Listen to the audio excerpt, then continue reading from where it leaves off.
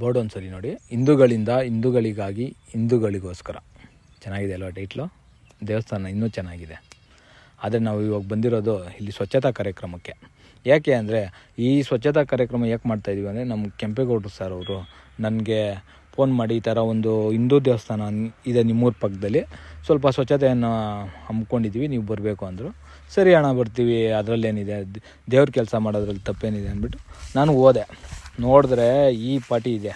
ಯಾಕೆ ಅಂದರೆ ಇದು ತುಂಬ ಪ್ರಸಿದ್ಧವಾದ ದೇವಸ್ಥಾನ. ಇದು ತೂಗಬೆರೆ ಹತ್ರ ಕೊಣಸಂದ್ರ ಗ್ರಾಮದ ಹತ್ರ ಒಂದು ಅಲ್ಲೇ ಇದೆ, ಸ್ವಲ್ಪ ಒಂದು ವಾಕೇಬಲ್ ಡಿಸ್ಟೆನ್ಸು. ಆದ್ದರಿಂದ ಈ ದೇವಸ್ಥಾನ ಎಷ್ಟು ಸುಂದರವಾಗಿದೆ ಅಂದರೆ ಇಲ್ಲಿ ಆ ಒಂದು ಕಲ್ಲಲ್ಲಿ ಶಿವ ಅಂದರೆ ಅದು ಏನಂತಾರೆ ಅದನ್ನು ಪ್ರತಿಷ್ಠಾಪನೆ ಆಗಿರೋದು ಒಂದು ಕಲ್ಲಲ್ಲಿ. ಅಷ್ಟು ಪ್ರಸಿದ್ಧವಾದ ದೇವಸ್ಥಾನ. ಇಲ್ಲೊಂದು ನಂಬಿಕೆ ಇದೆ, ಹೋಗಿ ಇಲ್ಲೇನಾದರೂ ಕೇಳ್ಕೊಂಡ್ರೆ ನೆರವೇರುತ್ತೆ ಅನ್ನೋ ಒಂದು ನಂಬಿಕೆ ಇದೆ.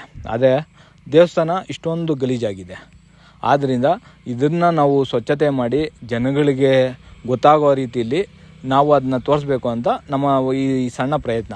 ಆದರೆ ನಾನು ಯಾರು ಬರ್ತಾರೆ ಬಿಡು ಅಂದ್ಕೊಂಡಿದ್ದೆ. ಆದರೆ ನೋಡಿದ್ರೆ ಸಿಕ್ಕಾಪಟ್ಟೆ ಜನ ಬಂದಿದ್ದಾರೆ ಫ್ರೆಂಡ್ಸ್.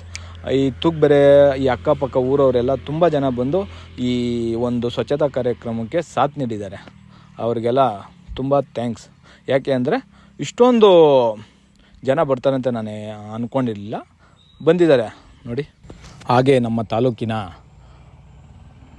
ರಾಜಕೀಯದ ನಾಯಕರು ಹಾಗೂ ಸ್ವಾಮೀಜಿಗಳು ಹಾಗೂ ಪತ್ರಕರ್ತರು ಎಲ್ಲರೂ ಬಂದು ಈ ಕಾರ್ಯಕ್ರಮವನ್ನು ಯಶಸ್ವಿಗೊಳಿಸಿದ್ದಾರೆ. ಅವರಿಗೆಲ್ಲ ನನ್ನ ಕಡೆಯಿಂದ ಹೃತ್ಪೂರ್ವಕ ಧನ್ಯವಾದಗಳು. ಲಾಸ್ಟಲ್ಲಿ ಒಂದು ಸ್ಲೋಗನ್ ಇದೆ, ಕೇಳ್ಕೊಂಬಿಡಿ.